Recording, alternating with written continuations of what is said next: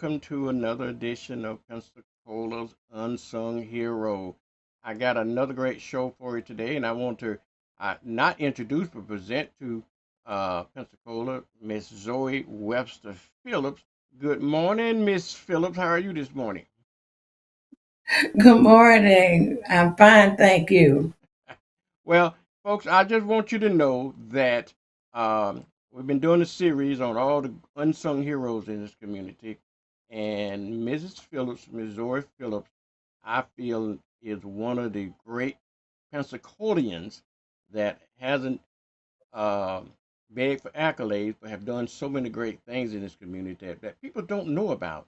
And I wanted an opportunity to get those folks that don't get the accolades, that sits in the background and do a lot of great work. But I want them to tell their story. And Zoe is no different. Zoe, if you will, can you? I just want to start from the beginning. Tell folks who Zoe Phillips, Webster Phillips is. When you were born, here in Pensacola, and bring us up to date on who you are, so folks know this great lady. That's easy and it's also hard. I've been in Pensacola and around here. On Saturday, I would have been here 81 years. So everybody know me by now. I've come down a little bit. I'm not as active as I used to be, but I still do my share of lifting Pensacola. So it's not very much to tell about me that people don't already know. And I'm trying to figure out how you found out my middle name. That's all How did right. you come up with my I do my not many research. people not I, many people know that. all right, now let me ask you this. How do you pronounce it? I call it It's Margine. Margine. Yeah, That's Margine. what it is. I think that was a beautiful Um, name. You don't use it. Why don't you? oh, I don't know. I just usually use my maiden name. But my first name's Zoe, and it means life. Yeah. So I prefer to use Zoe rather than Margine. Hmm. Talk a little bit about your family background as you were growing up, from your mom and dad's point of view. Well, I've been in Pensacola all of my life. I've done some traveling, but Pensacola is certainly my home. I grew up on the east side of town, so different from what it is today. Everybody knew everybody. The neighbors looked out for everybody. I started at the L.A. James Private School when I was 4 years old, and I stayed there until I was promoted to seventh grade. That's as far as she would go with the sixth grade. Yeah. And that's when my foundation started. And I still have a lot of Miss Lily in me. But let me ask you The a east question side. before you go on. Before you get to the east side, I want to stop at Miss Lily Jane Frazier. Everybody. Mhm, So I wasn't raised in Pensacola. I was raised up in Alabama, in Burnt Corn, Alabama, as I tell everybody.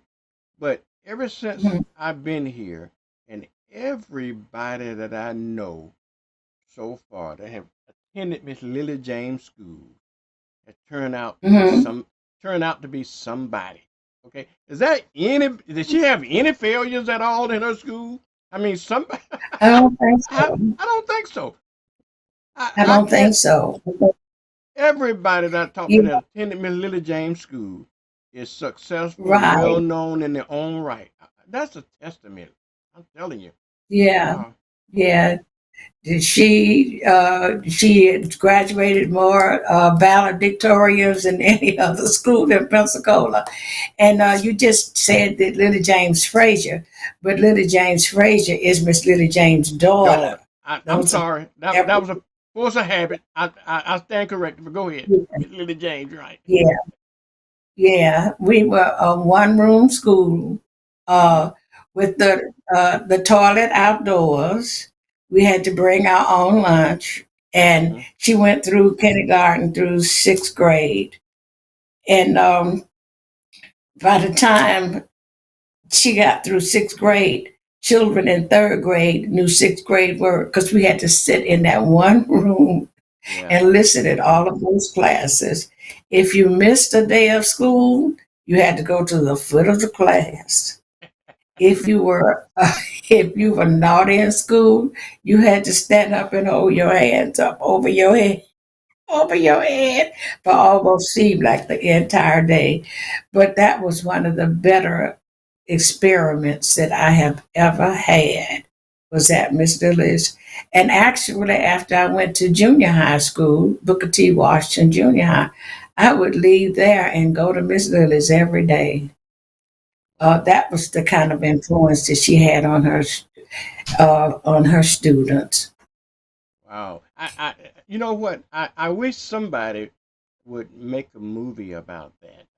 It's really worthy of it. I'm telling you, that woman in her own right is probably one of Pensacola's greatest unsung heroes. You don't hear a lot about. You hear a lot about Mhm. the products that she turned out, like her son and all of her Right. students, and but you didn't hear a lot about her herself, except that she was a great teacher.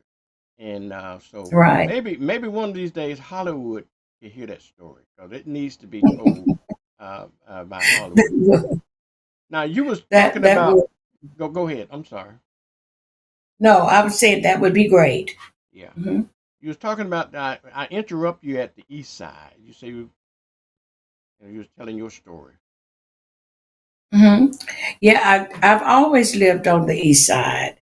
Never in that same area. And in fact, I'm on the east side now. Live on the east side now, and it's not very far from the place that I was born. So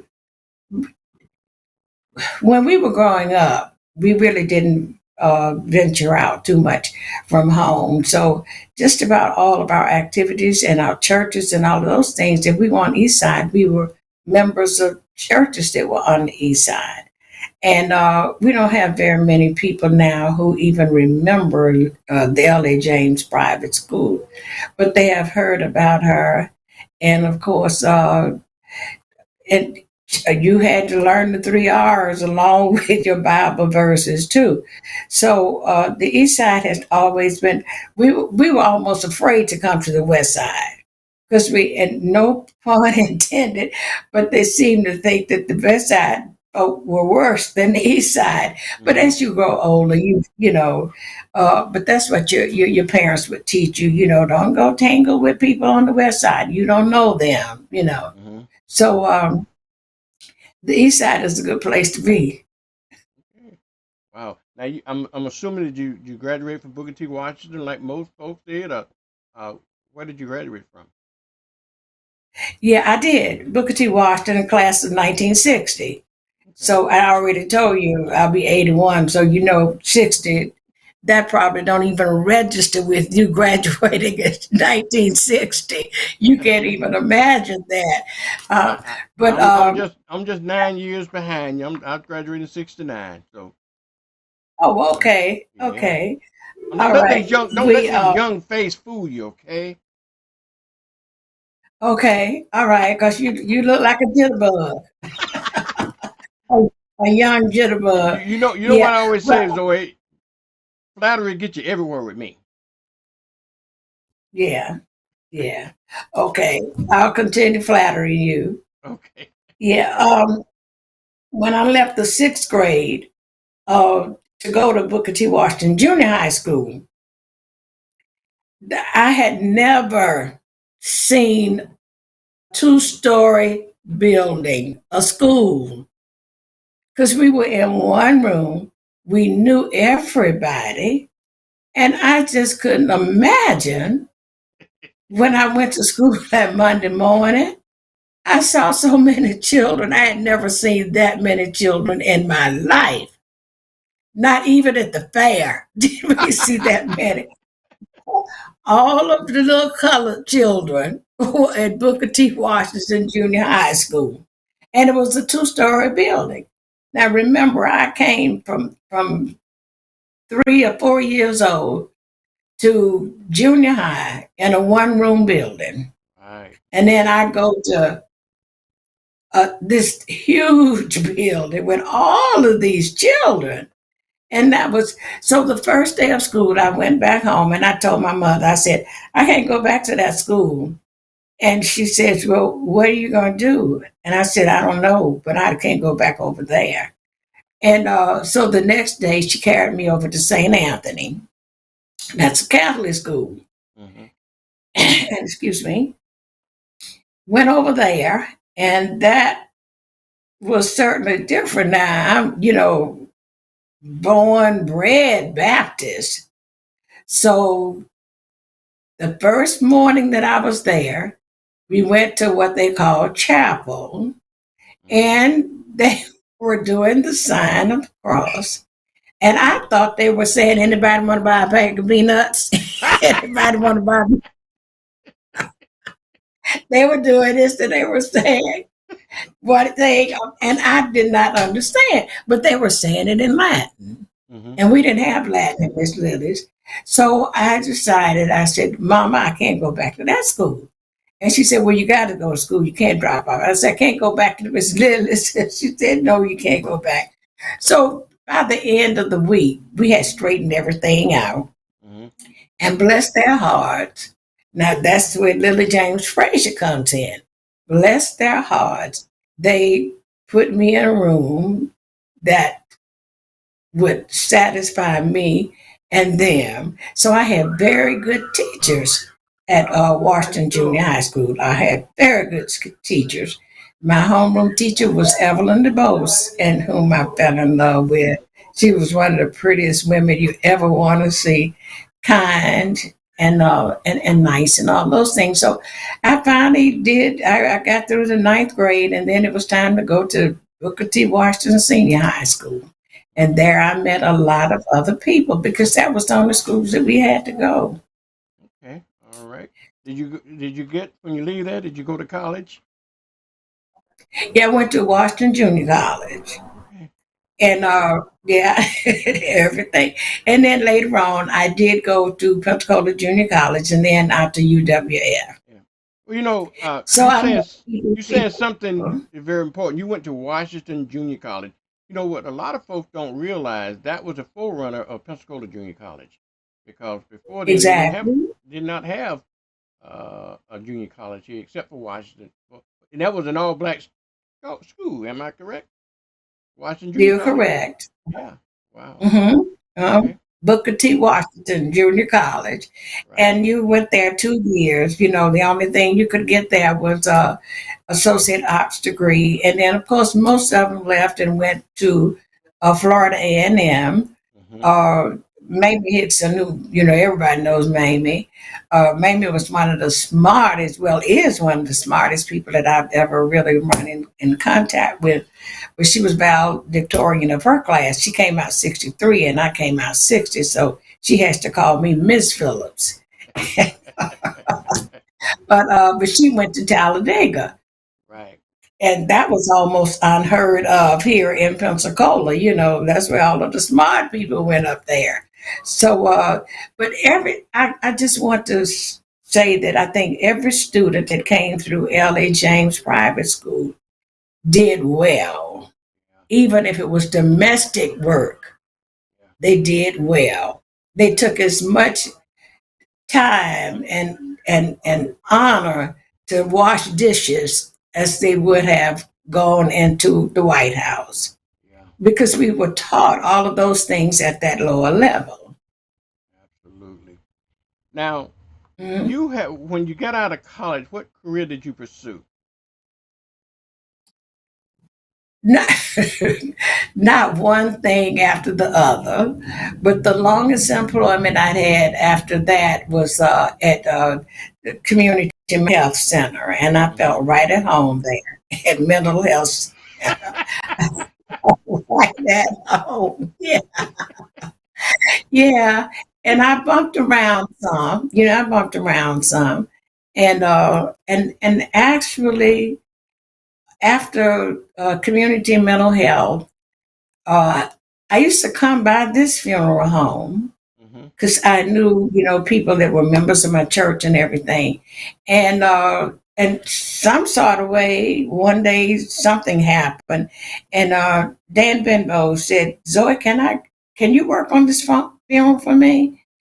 And I said, "Work on a funeral? You know, I didn't have anything for dead folk." So I said, "What do I have to do?" He said, you've been on funerals before, and you see what we do." And I said, "Well, I'll do what I can to help out." And it started from that to here.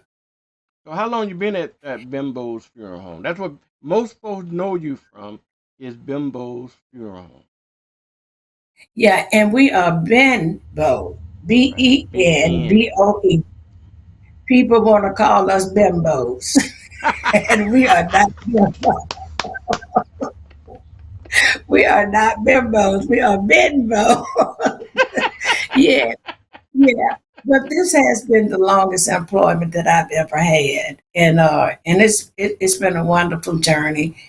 Simply because I love people, and I can work with people well, and it gives me a certain satisfaction when I can change those tears from people who come in to a smile on their face. So that's where I get my joy from. That we have done what we could to help to lift these people up. A lot of people have never had death in their family, but it can be a very moving thing. And then you have to work with all kind of people.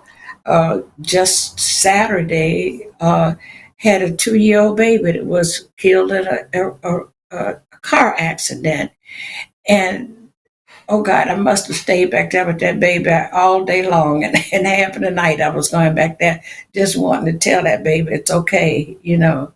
But then on the flip side of it, the shape the world is in now, that baby is better off in heaven because God will take care of him. But so this kind of job has its ups and downs. But it's more up once we can get them and show them love, and we don't treat people like they're dead. And some folk go through traumatic experiences with death. Yeah. So it has been rewarding. Yeah. Well, Zoe, on the light side of it, you probably don't remember this, but you always been that. You always have a comeback, and I was trying to hit you up for some advertising one time, and I said, Zoe, I think that they tell me business is dead down there, and you said not to the contrary. They dying to get in here. Watch. So, so That let's sounds like something I would say. yeah, you would say Mhm. that. Yeah, absolutely. Um, let's Mhm. talk. Let's. Can you tell the Bimbo story? A lot of folks don't know the history of Bimbo's funeral home. Do you know a little history of it, Mhm. and we can share with us? Yes, well, it was open November the 11th, 1938. Mm-hmm. The 11th month, 11th day in 1938 is when the funeral home was opened for business. And it was Dan's mother, his father, and an uncle who started and his grandmother who started the funeral home. And it thrived. And Dan had graduated from FAMU, and he was accepted into Meharry. His dream was to always be a doctor, and he made the second year in Meharry when his uncle died and his daddy died. So his mother regrettably pulled him out of Meharry to come and take the boards and pass to keep the funeral home alive. And Dan regretted it every step of the way. He really never wanted this business. But he was an obedient child, so he did what his mother wanted him to do. And of course, after I had been here for all of those years, and he began to fall into ill health, and He said to me, he said, Zoe, I don't want the funeral home to die with me. He said, but if it becomes too much for you, he said, walk away from it and don't think that you have let me down because I know you have given your best to this. Mm-hmm. And I remember that it stays in the back of my head. If it gets too much, I can walk away from it. But so far, it has been, it has been good for me. And like I just said, Saturday I'll be 81 years old, and most people are trying to retire. But why give up something that you love? Right. you know, and I'm dealing with people, and I do love people. And and you would just be surprised at some of the stories that you get when people come in here. But you certainly have to be empathetic. Uh, you know, the money does not matter. How much money do I need now at 81 years old? Right. You know, uh, I bought some hair, I bought some teeth. I spend money on things that I need and some of the things that I want. So I'm not here for what the money does. Mm-hmm. Because I've seen too many people die and did not take the money with them. Right. So I enjoy meeting people. I'm active in my church. So I'm doing things that I enjoy doing now at my age. So the funeral home has been good for me, and you meet people from all walks of life. You don't know the story until you hear it, That's and you true. do hear some stories. Yeah, yeah. We still give scholarships. Mm-hmm. Go ahead. No, continue. Mhm. I want to hear your story. Go ahead. Now I can ask my questions after No, you finish. yeah, we do we still try to help people with the rent. Uh, we have given scholarships, and we help when people come in and they really don't have enough money to do what they want done. Then we step in Yeah. because, like I said, I've seen too many bodies leave here, and we don't put any money in the casket. You Right. can't take it with you. So we try to look at not the dead side, but the human side Yeah. Yeah. of people to do whatever we can do. So that's our story. Okay. Now let me ask you this. I know when you were growing up, you probably never. Maybe I'm wrong, but correct me if I'm wrong. But did you never aspire to be a funeral home director? Did Oh heavens, no. you? No, that was the farthest thing from my mind. I told you we lived on the east side, Mhm. and Barge Funeral Home was on Alkanee Street. Mhm. And we had to pass that funeral home to get to our home. It was on Alkanese between Bernard and Lloyd Street. Right. And we would walk on the other side of the street. We wouldn't come down that side where the funeral home was. So, no, that was not on my radar dealing with dead folk. Yeah. I like live people. Yeah. But yet here you are, uh, all these many years later, running the director of one of the greatest and oldest funeral home in Pensacola. How did that make you feel being in charge of not necessarily a funeral home, but a historic funeral home in Pensacola?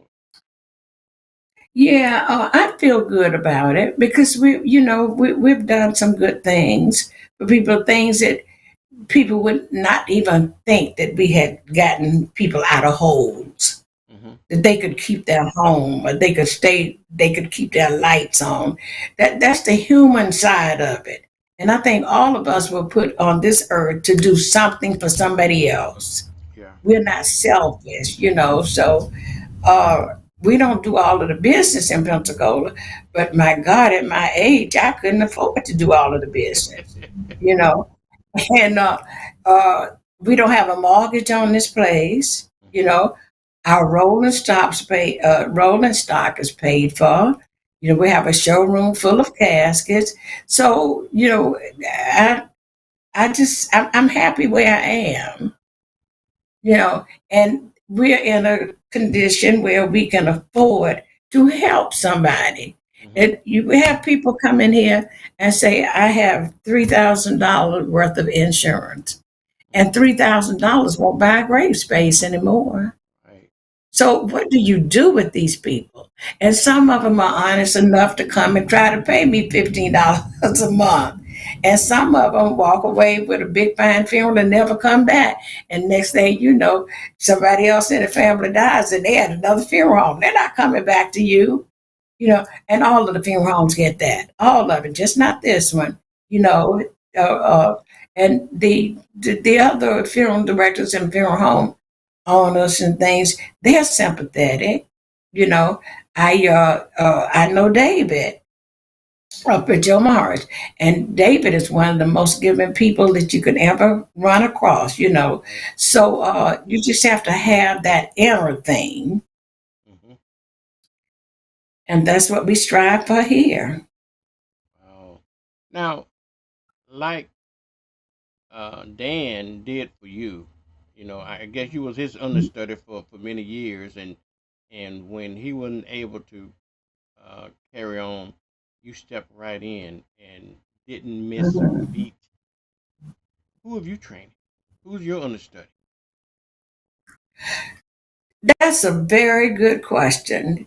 You know, you hear people come in all the time and say, I like to get in the film business. Uh, but it's more than wanting to get into it. You have to really love what you do. Right. And they see the big, pretty cars and to see, the folk coming in and everything, but it's more than that. Uh, and that's a really good question, Vernon, is that, who will come in behind me, you Hmm. know, and I just don't know. I have one of the guys on our staff. He's very interested in it, and I think at some point he just might go to school, and I'd like to see that. So he catches on really quick, and he's very talented. He does really beautiful makeup, and now he's even added flowers, to it. So I don't know. At some point, will he decide that he want to go on to school, and because that's what he's going to have to do. And because I'm not going to be here that much longer, I'm not coming over here in a wheelchair now. As much as I enjoy coming to work, I'm not going to have anybody trying to help me to the bathroom. I'm going to give it Hmm. up before then. So I'm hoping, now one of my sons right here with me, but he has not shown any interest of wanting to go to school. Yeah. So I don't know. I just don't know what the future holds. Yeah. Well, Zoe, don't feel bad. I think we're all in that same bag. We work hard all our lives and to leave a legacy, and I'm in your same boat. I don't know. My son don't show a lot of interest in carrying on this station. Now, I've spent 32 years trying to make this thing grow, Mm-hmm. and I want to continue past me. I want it to be my legacy, Mm-hmm. Mm-hmm. but I Mm-hmm. don't know. I worry sometimes if it's gonna go to the grave with me. So, and Mm-hmm. Mm-hmm. I share your frustrations and your feelings because it is not for everybody. You got to have that love for that job, and like you got the That's right. love for the job to do it. And so That's you, right. you And don't. you have to love people. Yes. You can't pick people around and them paying your rent. Yeah. You know, you can't be nasty with people. And and I don't care. If it takes 3 hours with the family and listen to that story, then that's what you're gonna have to do. Right. And then if you're in a business long enough, you know the ones that's gonna get over on you, that come in to get over on you, and you know the ones who are sincere. Right. I have one a family that was their main objective is Hmm. to get over. They come in and choose a $3,000 casket Hmm. and maybe pay you one payment. Mm. And we know them now. And but it's something up my sleeve for that too. Well, And one of them is a minister. don't get me started. And on the listen now, on the casket, this casket spray, the flowers Hmm. were orchids and roses Oh, on top of my $3,000 casket. And I didn't get a dime. wow, wow. So you got people that come over, and that the same family came back and has done the same thing. But at least the last family I had, they made three payments. The other one didn't make any payments. But you can't get over on me because, like you took it from me, God's gonna take it from you. From you, right? Exactly. It happens Exactly that right. way. It That's exactly happens that right. way. Yeah. Now, Zoe, you But I done. would like Go ahead. Finish your cut. Oh, no, I would like to see your son, step into your footsteps. I would like to just see it continue, because we don't have anything else in Pensacola to compare you with. You're on top of the game now. You're doing for us yeah, that we have not had really. yeah. So we just tell him to come see me one day so I can talk to him and say, boy, you better take that station. Yeah, we'd like to If, see that happen. hopefully they would. You never know what would happen. Now he trained it because he raised up in this business, but he got his own life and he Hmm. got his own career right now. But to me right now, because I guess he's so tied up in his own business, he just don't have a time to spend a Uh-huh. lot with this business. But who knows? When I close my eyes, people do what they got to do. He. So I don't know Yeah, what yeah. happens going forward. But all I'm saying is just like your business and my business and Robert Hill's business and all these other businesses that we should leave a legacy. Unlike black folks, unlike white folks, sometimes our businesses go to the grave with us. But we should pass that business on Hmm. from generation, have generational kinds of businesses and stuff like that. And hopefully Right. that would happen. Now, Zoe, I know you haven't always done just funeral home business. I mean, you've been very active in the community throughout your life and throughout the times that Hmm. I've been knowing you. You've been active.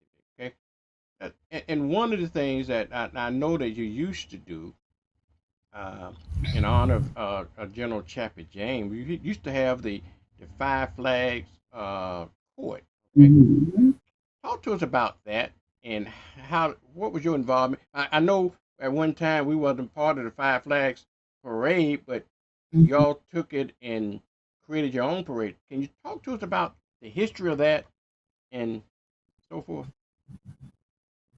Yeah, I did. I worked with Fiesta probably close to maybe about 25, 26 years. Hmm. And I became active with Fiesta through Mr. Bud Ivy. You remember Mr. Ivy? Hmm. Livingston Principal, Ivy, but principal, principal Bud yeah, Ivy. Yeah. yes, I got drawn in, and he said, Zoe, we celebrate the history of Pensacola, but we really don't have any black people celebrating. Fiesta Five Flags was lily white. They had, early on, they did little things where they had a float, down Bell Mountain to Villa. And Mr. Ivy said to me, he said, so I think you can pull this thing out and involve more people. And well, at that time, I was young and rambunctious, and I was ready to try anything, So I said, okay, we'll see what we can do. And then I pulled a committee together and decided that on the floats.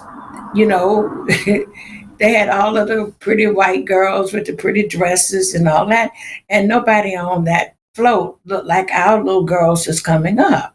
So I Right. said, "Cause that we're gonna start with this," and then everybody was running behind the Luna. And I don't remember the Luna. I don't think we were born the same year. The Luna. So I don't remember anything about him.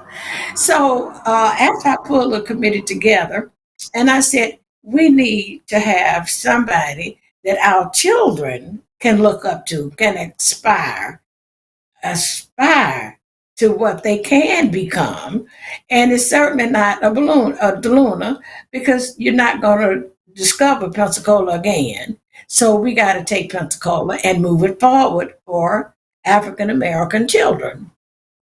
So that's when I decided that, okay, at that time, that was the big hero in Pensacola was uh, Chapper James. So I said, if these see children look and said, if that man did it, I can too. So that was the role model that we put in front of our children. So that's how that started. And it started with just a small thing. And then eventually, I was appointed to the board of directors for Fiesta.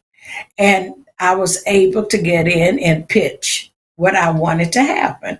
And well, you saw the end results, that we had our own parade down Alkanese Street, or down Martin Luther King, and we joined downtown, and we were at the Luna's balls, and our king and queen were introduced, and so we integrated it, and it was successful, and a lot of people that we used during that time were really good role models for our children, and of course they excelled a lot of the other children.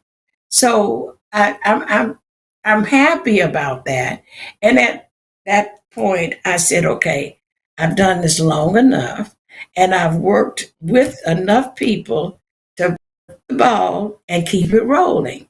But Right. everybody wanted to party and have a good time. Nobody wanted to stay up and do all of the underwork that I was doing. Right. So and then after a while, after I resigned, and they really did, did not want me to resign. But I had worked with that thing close to 30 something years, and I was kind of like burnt out. So finally, and I understand that they have two African Americans on the board now, and they're trying to carry on, but it is nothing like we had. And I didn't want it to die. I really did not. But as long as there is some participation, I'm happy with that. But we did a lot of good. When we had the Chapel James Court and all of those things, we would visit the hospitals and the nursing homes, and, just things that matter to humans, and just, and sometimes I regret walking away from it, but I was tired. I was tired. I had put a lot into it. So is the court they discontinued that part of it, didn't they? 'Cause it used to have, not only did you have to parade in the court, and then you had a big banquet, and you had a lot of things going when you was in charge of it. I don't see I that now. Is did. the end of that, is that still continuing, or is it just integrated into the greater uh, Yeah, fiesta? I think it integrated into it. I think I haven't heard too much. They did come by. A couple of the ladies came by, trying to get me to step back. But I know when enough is enough. Hmm. I know when enough is enough, and I had done my part, and it was time for somebody else. I was hoping that they would pick up the mantle and carry it on and make it larger every year. But it just didn't seem to happen that way. But it might. It's not too late. We never can tell. Well, Yeah, I did like you not want it to. Just like Go you ahead. got you got to have the. I guess just like anything, just like you know, I guess you just have to have the desire and the love to do that. If it's if you don't have that part, then the other part gonna be tough. Okay, gonna be absolutely tough because these are unpaid jobs, and a lot of people do a lot of Right. things for money, but when you go out and try Mm-hmm. to do it just for the satisfaction of the community, sometimes that get a little tough. Folks don't want to make that sacrifice for whatever the reason. Right. Right. But I was hoping that it would, keep on. But sometimes, things just happen. But Yeah, like you say, you have to really have a love for people, and you have, and in this case, a love for your city, right, for for keeping Pensacola on the map, other than just white folk doing it. right. But I've had some really good people behind me, and I made a lot of good friends through Fiesta. So it was not in vain. I don't regret it at all. I just regret that it didn't just keep on and on and on. Right. And and Hmm. and and and to Zoe, I think that one of the things that we lost, and because when you had it, then we had what we call our parade. Then after we had our parade, then we integrated into the bigger parade. Right. You know, Mhm. and that's lost. You know what? Because some of the things like you and I grew up. When we grew up, it was black stuff. We had to do for ourselves. We had our own doctors. We had our own lawyers. We had our own dentists. We had our own grocery store. We had our own everything before integration. Mhm. Then after integration, all that got lost on us. And sometimes I miss that. I don't know whether anybody that know me. I don't think integration. It might have been a good thing, but it was a bad thing for the black community because we left our own self sufficiency. We left our own independency and to give it up for somebody else. And so that Yeah. is one of the things that I dislike about this so called thing called integration. Mhm. Mhm. Yeah. Yeah. I I was determined that we were going to take that Chapel James parade down Alkanee Street. I Yeah. was determined that. And then, of course, some of the people on the board, on the Fiesta board, said, I don't think we can do that. So I said, well, you thinking we can, and I'm thinking we can. Right. I said, and Vince Wills, who was the mayor then, I really do appreciate him and his son, Benny Jr. They went to bat for me, and I told them what I wanted, and I said I can't see why why we cannot do it. Right. I see, I'm telling you we can do it. Now you tell me why we can't do it. Right. And Mayor will say, I don't have an answer for that, Zoe, that we can't do it. I said, okay, well, it's done. So I did, I sent the information to the city council, and, and they did all of the inside work. And they call one day and say, Zoe, your parade's coming down Alkanee Street. And then we would crown Chappie James at the steps of his mother's school. Right. And then we would go on downtown.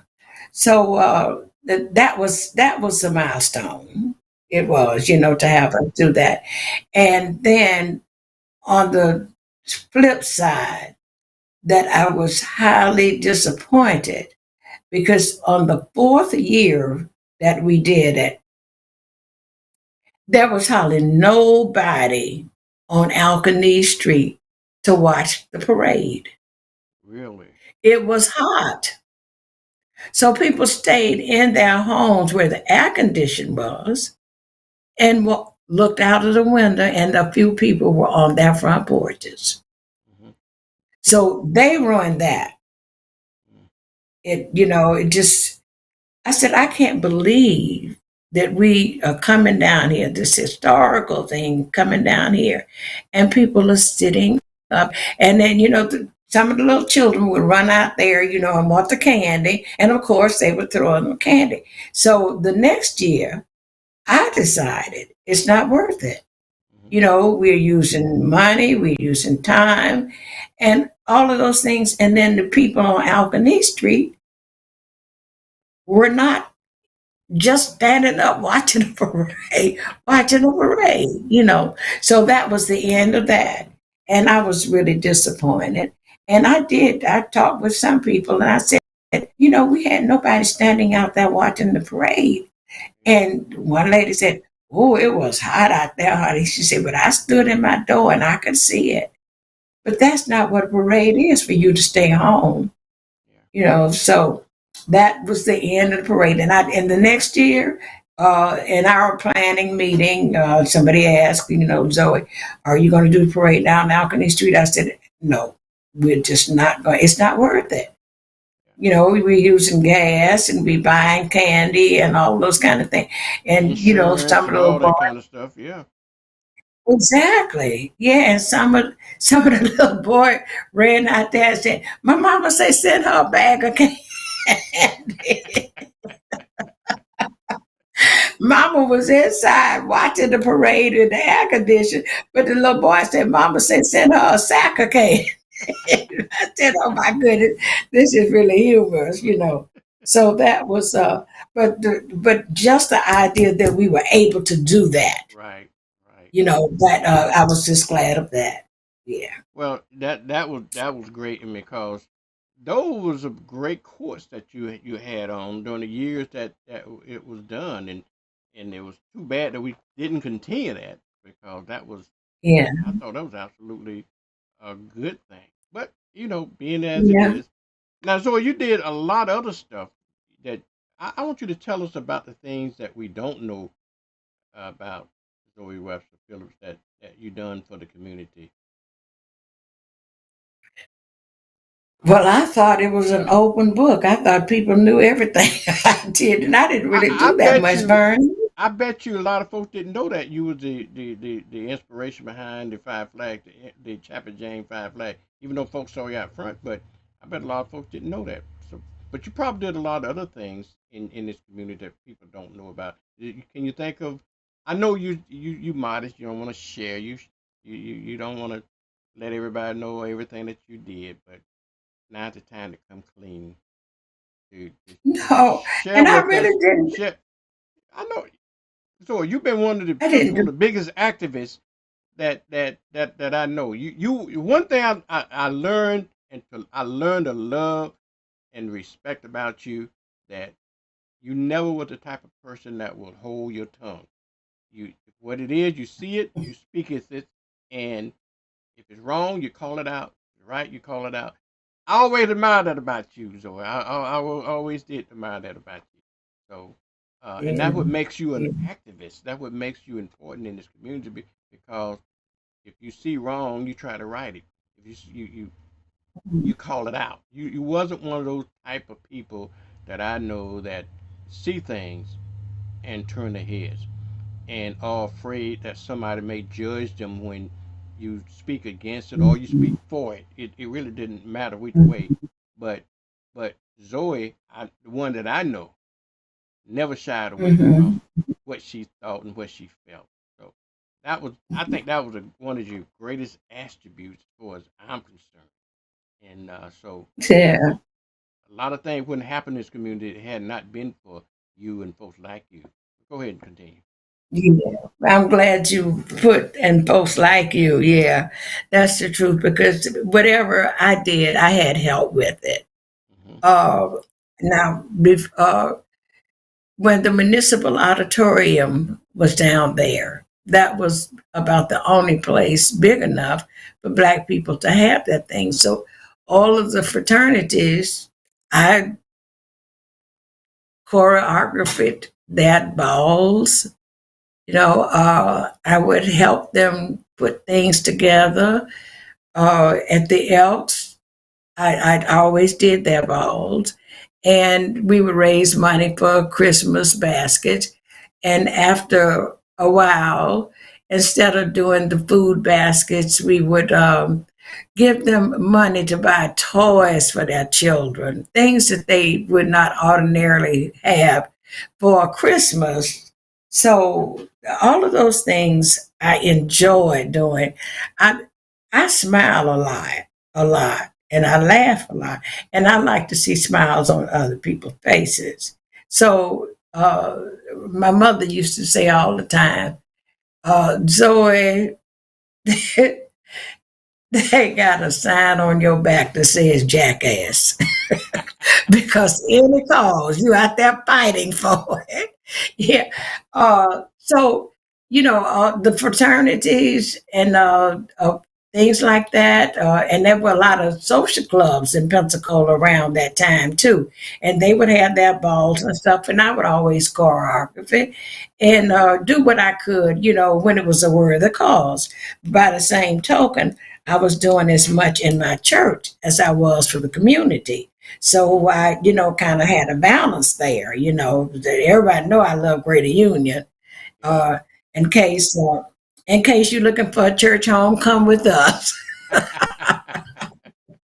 Well, Yeah. Speaking of Greater Union now, you was a catalyst to making sure that they had a lot of the Black History programs. Yeah, yeah, we do.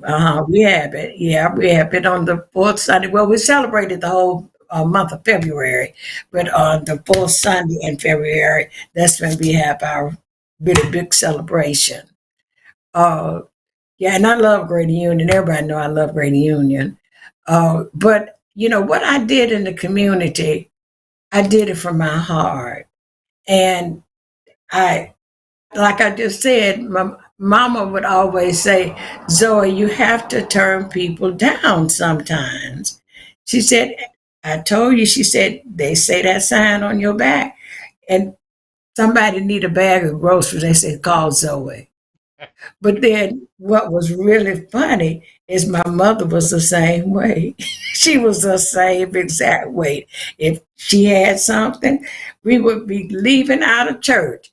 And somebody said, oh, Margaret, that's a beautiful hat you wear. And Mama said, you want it? She put it off her head and give it to the person. So and then she gonna tell me I'm crazy. I got it honest, I Chip got don't it fall too honest. far from the tree, huh? That's exactly right. That's exactly right. Yeah. And speaking of my mother was beautiful inside and out, And people will tell me now, oh, Zoe, you look just like your mother, but oh, God, you're not as pretty as your mama. How you going to look like somebody and put a butt? And put a butt there, But I had a good childhood. I had a good childhood. I had good parents and those people from Greater Union, all of us were their children. So what is it? It takes a village to raise a child. That's what we had out of Miss Lily James School and Greater Union. The village were from those two things. Why Greater Union, Zoe? Why Greater Union? Yeah, were you raised in the church or what? Oh yeah, yes, I was. I was. On the second Sunday of this month, I was a baptized member of Greater Union. Want to know how many years? How many years? 72 years. Wow. Wow. A Okay. baptized member. Okay. Uh-huh. A Greater Union. Yeah. That's my heart. That's my heart. Nothing runs smooth. You always get some feedback, but Greater Union is, we're a close knit family. And if you have not heard our pastor, you're certainly welcome to come to Greater Union at 9:30 any Sunday morning. You're welcome to come over there. And I'm not going to stay on that because I know you Watsons belong over there on A Street somewhere.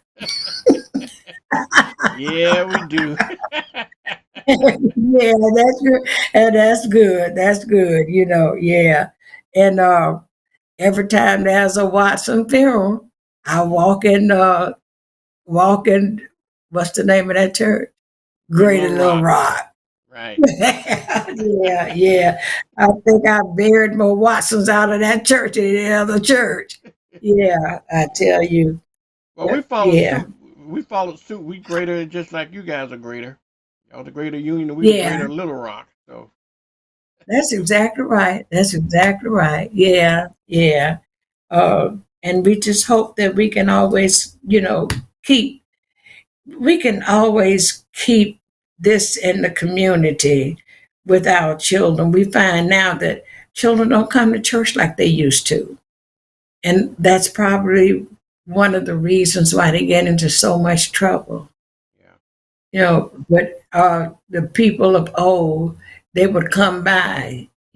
Now my deceased pastor, Dr. A.J. King, you could miss 2 Sundays from church, and that third Monday, he'd knock on the door, and he always wore a hat, Yeah. and you open the door, he'd throw his hat in, and he said, "I haven't seen you in 2 Sundays, and I came to see if there's anything wrong. Can I do something about it?" Hmm. So that in itself was enough to scare him to come to church the next Sunday.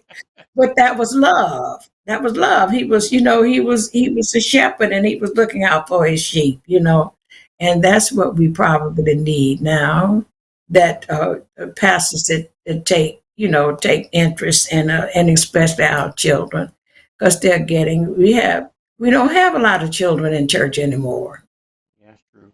Zoe, our time is Mm. about up, but I'm gonna give you the last 30 seconds or Good. so and tell us anything that you want us to know that we hadn't already known about Zoe Mara Jean Webster Phillips. I'd certainly like to know who told you that name. I tell you. Yeah. I've shared with you, I think things of interest, and some of the things are not so interested. But I do appreciate that you even considered me doing this. Uh, I love Pensacola, and I love people. And I still try and do anything for people that I can, within reason. I can't pay house notes anymore, but I can still buy groceries. But anyway, I do appreciate you even considering doing this, because you're right. I am unsung. I'm not doing as much as I used to do outwardly, but you'd be surprised with things that I'm doing on the inside. And I still Absolutely. love people, and I will do everything that I can to alleviate human suffering anywhere that I can. Okay. And thank Zoe, you.